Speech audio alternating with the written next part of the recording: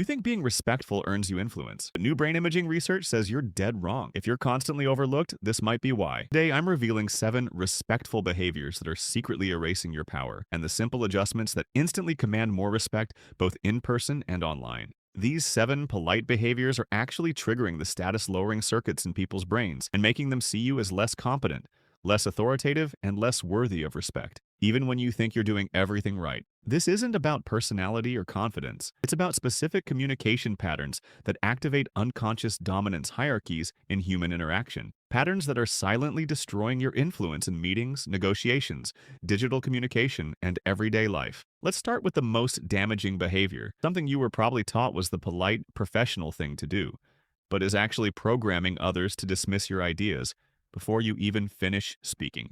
Behavior number 1. Excessive disclaimers. The first respectful behavior that erases your power is what neuroscientists call preemptive credibility undermining. Starting your ideas with disclaimers like, this might be a bad idea, but or I'm not an expert, but or I'm still thinking this through, but you think you're being humble and acknowledging limitations. What's actually happening is far more damaging. This tiny habit is the reason your ideas never land. Functional MRI studies show these phrases activate the critical evaluation centers in listeners' brains before they even process your idea. In a fascinating communication study, researchers found that ideas presented with disclaimers were 64% more likely to be rejected or interrupted, even when the exact same ideas presented without disclaimers were well received. And here's the proof from real-world professionals. In the workplace, I observed a marketing director who would begin presentations by saying, I'm not really a numbers person, but before sharing financial projections. Despite her analysis being consistently accurate, she was eventually excluded from budget discussions because she had trained others to doubt her financial acumen. In digital communication, this looks like starting emails with just checking in or quick question. Phrases that signal your communication isn't important enough to stand on its own. When you use these disclaimers, you're not being respectful. You're literally programming others' brains to dismiss what you're about to say. The power alternative: state your perspective directly first, then invite discussion. Based on the data, I recommend this approach. I'm interested in your thoughts. This maintains openness while establishing your ideas as inherently valuable. Behavior number 2. Over-apologizing. The second respectful behavior that erases your power is what behavioral scientists call low-threshold apologizing. Saying sorry for normal requests, minor inconveniences, or even your basic presence in a conversation. If you say sorry more than twice a day, this one's for you. You think you're being considerate. What's actually happening is a status-lowering signal that's been documented across cultures. Researchers found that individuals who apologize for standard requests are perceived as having 43% less authority and are interrupted 2.7 times more frequently in subsequent interactions. In a corporate environment, I watched a team leader apologize before asking for project updates during scheduled meetings. Within weeks, her team began submitting reports late and responding to her requests with decreasing urgency. In video meetings, this manifests as apologizing for speaking up or asking questions. In emails, it's starting messages with "sorry to bother you" when you're simply doing your job. What's particularly interesting is the gender difference researchers discovered. While excessive apologizing lowers perceived status for everyone, women face a 27% greater status penalty for the same behavior. When you apologize for normal interactions, you're not being polite. You're training others to see your basic needs and contributions as inherent impositions. The power alternative: replace sorry with thank you whenever possible. Instead of sorry for the delay, try thank you for your patience. This maintains courtesy while preserving your status. Behavior number 3, instant responsiveness. The third respectful behavior that erases your power is what researchers call asymmetrical responsiveness. Dropping everything to respond immediately to messages, emails, or requests regardless of their actual urgency. You think you're being helpful and efficient. What's actually happening is a fundamental status miscalibration. A groundbreaking workplace study found that response time directly correlates with perceived importance. You're probably doing this to look reliable, but it's killing your authority. People who responded to non-urgent communications within 5 minutes were rated 47% lower in seniority and influence. In a professional setting, I observed an executive who prided himself on instant availability. Despite his expertise, he was consistently passed over for strategic roles because his behavior signaled he had nothing more important to focus on than responding to others' demands. In digital communication, this looks like answering emails at 11 p.m., responding to texts within seconds, or being the first to reply to every group message. What makes this particularly damaging is how it creates a one-way expectation. Once you establish instant responsiveness, any delay is perceived as a failure rather than a normal boundary. When you respond instantly to everything, you're not demonstrating dedication. You're signaling that your time has no value and your attention can be commanded on demand. The power alternative: match your response time to the actual urgency and importance of the request. For non-urgent matters, batch your responses into dedicated communication blocks in your schedule. Behavior number 4. Conflict avoidance. The fourth respectful behavior that erases your power is what conflict researchers call premature accommodation. Agreeing with others' perspectives, backing down from disagreements, or accepting poor treatment to maintain harmony. You think you're being mature and collaborative. What's actually happening is a status surrender that registers in others' perception centers. A fascinating study on workplace dynamics found that individuals who consistently avoided healthy conflict were 82% less likely to be considered for leadership roles despite their technical expertise. Avoiding conflict feels safe, but it's making you invisible. In a corporate setting, I watched a talented analyst consistently accept interrupted presentations and dismissed ideas without comment. 6 months later, they were routinely talked over in meetings, and their contributions were regularly attributed to others. In meetings, this looks like nodding along with ideas you disagree with.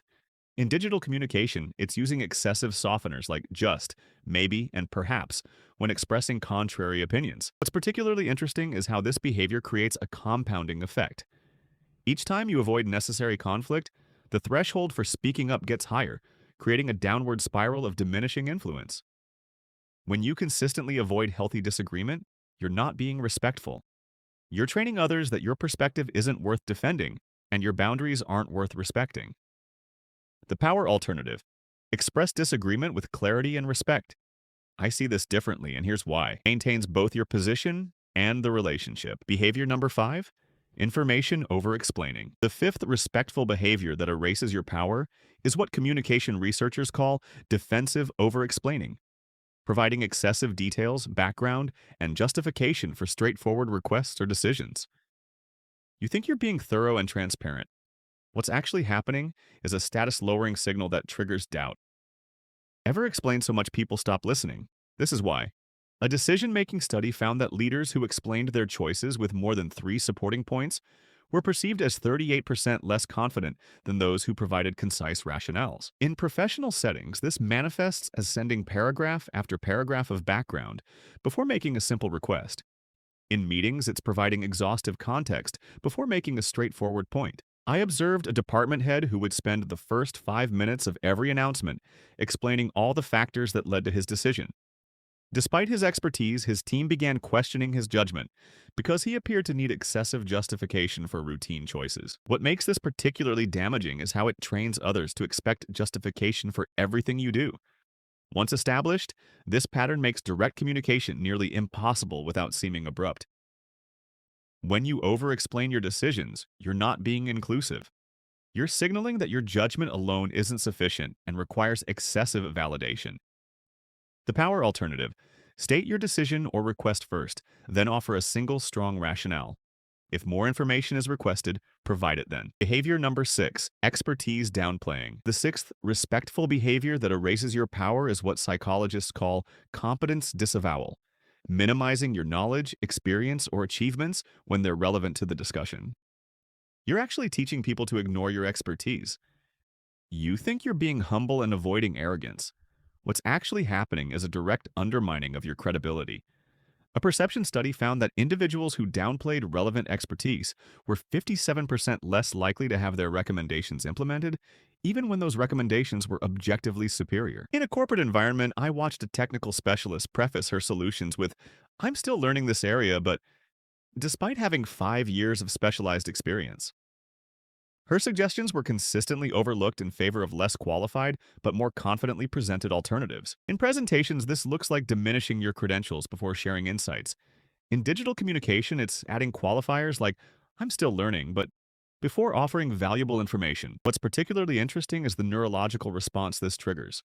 Brain imaging shows that expertise downplaying activates the same skepticism centers as when people hear information they suspect is false. When you minimize relevant expertise, you're not being modest. You're programming others to question information they would otherwise accept. The power alternative: present your relevant experience matter-of-factly when it adds context. During my 5 years managing similar projects, I've found that this isn't boasting, it's providing valuable context for your perspective. Behavior number 7, excessive gratitude. The seventh respectful behavior that erases your power is what social scientists call appreciation asymmetry. Expressing disproportionate thanks for basic professional courtesy or minimal effort. You think you're being appreciative and kind. What's actually happening is a status miscalibration that signals you expect and are accustomed to poor treatment. Saying thank you too much? That's a power leak. A workplace dynamics study found that overthanking for standard professional behavior reduced perceived authority by 34%. In a professional context, I observed a team member profusely thank colleagues for simply including them in relevant emails or acknowledging their comments in meetings.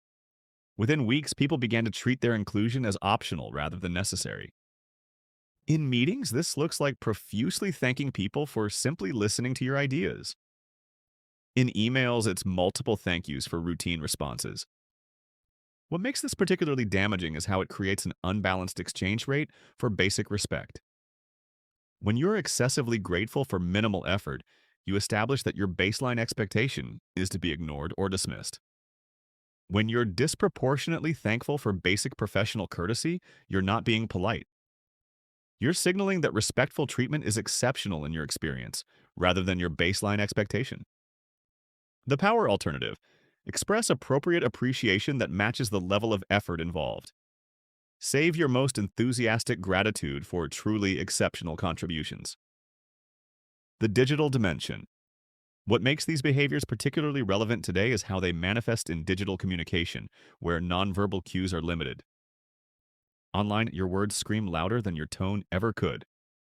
In text-based communication like email and messaging, these status-erasing patterns become even more impactful because they're not balanced by confident body language or vocal tone.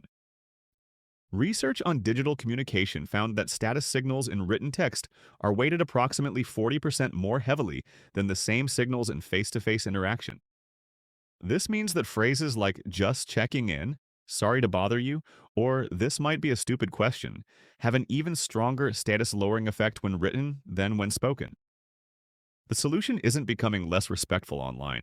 It's being more intentional with how your respect is expressed in digital formats. The recovery protocol. If you've been using these behaviors, don't worry. Status perception is remarkably fluid and can be recalibrated with consistent application of what researchers call status congruent communication. The recovery protocol has 3 key components. Yes, you can undo all of this, but only if you follow this process. First, pattern interruption, consciously breaking your habitual responses. This might feel uncomfortable initially, but neuroplasticity research shows new communication patterns can become natural within 14 to 21 days of consistent practice. Second, expectation management. Understanding that when you change these patterns, you may experience pushback from people accustomed to your previous behavior. This isn't failure, it's evidence the change is registering. Third, consistent reinforcement. Maintaining your new communication patterns even when it feels easier to revert to old habits, especially under stress. Studies on behavioral change show that status recalibration typically takes 4 to 6 weeks of consistent practice before others fully adjust their perception. The most powerful insight from this research isn't that you've been communicating incorrectly. Influence isn't a personality trait. It's a learned skill, and you're learning it right now. It's that small intentional adjustments to these 7 behaviors can dramatically change how your ideas, contributions, and leadership are perceived. This isn't about becoming less considerate. It's about expressing your consideration in ways that maintain your rightful influence and ensure your valuable perspectives aren't dismissed. If you found this video helpful, hit subscribe for more content on psychological dynamics and social influence.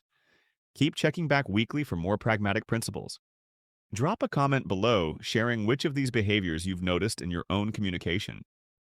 Your insights help others recognize these patterns in their interactions. Until next time, remember, true respect doesn't require surrendering your power. The strongest influence comes from communication that accurately reflects your actual value.